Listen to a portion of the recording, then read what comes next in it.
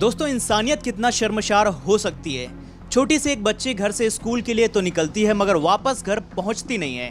हम आपको उज्जैन के एक दर्दनाक हादसे की बात बता रहे हैं जहां पर एक छोटी सी बच्ची रेप का शिकार हो जाती है। नमस्कार दोस्तों, मेरा नाम है अविराज और आपका स्वागत करता हूं नेशनल न्यूज में।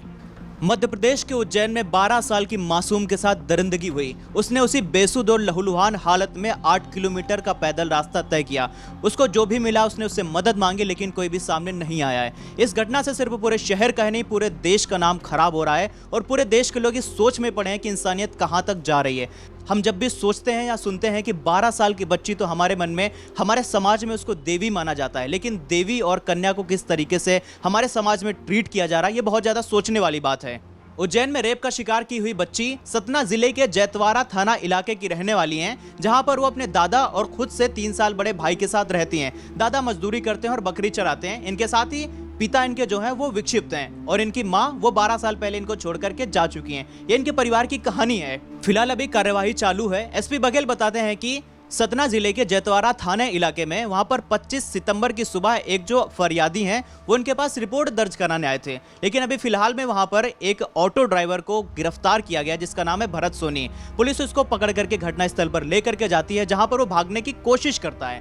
भागने के वक्त वो घायल हो जाता है। फिलहाल उसको हॉस्पिटल में भर्ती कराया गया है और उसके साथ 3 अन्य लोगों को हिरासत में लिया गया है। उसके साथ पूछताछ की जा रही है। इसको मिली बड़ी सफलता। उज्जैन पुलिस ने गुरुवार को 4 संदिग्धों को हिरासत में लिया था। आईजी संतोष कुमार सिंह ने कहा कि पिछले 72 घंटों के सीसीटीवी फुटेज के आधार पर 5 ऑटो चालकों को हिरासत में लिया गया और उनसे पूछताछ की गई। एसआईटी ने भरत सोनी नाम के आरोपी से कड़ाई से पूछताछ की है जिसने अपराध स्वीकार कर लिया है।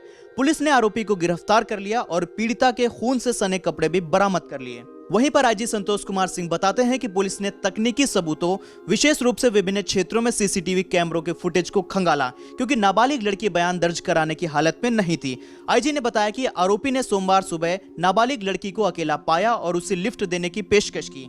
इसके बाद उसे एक जगह सुनसान जगह पर ले गया। आरोपी ने जीवनखेड़ी गांव जाकर उसके साथ दुष्कर्म किया। इसके बाद उसे वो वहीं छोड़कर भाग गया। बाद में एक अन्य ऑटो चालक ने पीड़िता को एक आवासीय कॉलोनी के पास छोड़ दिया जहां पर वो 2.5 घंटे तक घर घर जाकर मदद मांगती रही और फिर एक आश्रम के सामने बेहोश हो गई।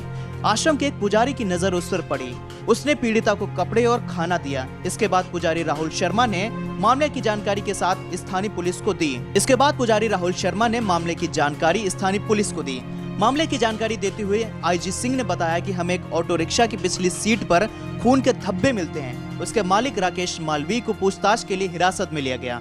पूछताछ ने हमें बताया कि उन्होंने पीड़िता को घायल अवस्था में पाया था और उसे लिफ्ट दी थी। हालांकि मालवीय ने पुलिस को कोई सूचना नहीं दी थी। पीड़िता सतना के चेतपुरा गांव की रहने वाली है और 24 सितंबर को अपनी स्कूल ड्रेस में घर से लापता हो गई थी। वो ट्रेन से उज्जैन पहुंची और वहां ऑटो रिक्शा चालकों से लिफ्ट मांगी, लेकिन उसे नहीं पता था कि कहां जाना है। इसके बाद वो आरोपी भरत सोनी के ऑटो में बैठ गई जो उसे जीवनखेड़ी ले गया और उसके साथ बलात्कार किया। पुलिस ने कहा कि अभी स्पष्ट नहीं है कि नाबालिग सतना छोड़कर उज्जैन क्यों आई थी, उनका मकसद क्या था।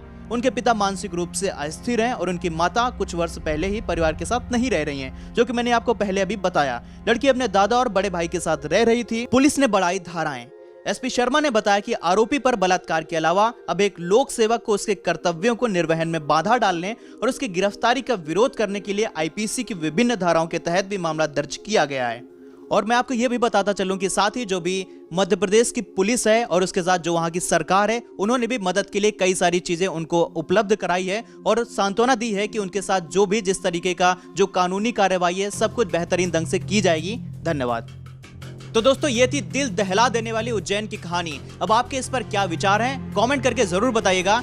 बने रहिए नेशनल न्यूज के साथ। तब तक के लिए धन्यवाद। जय हिंद।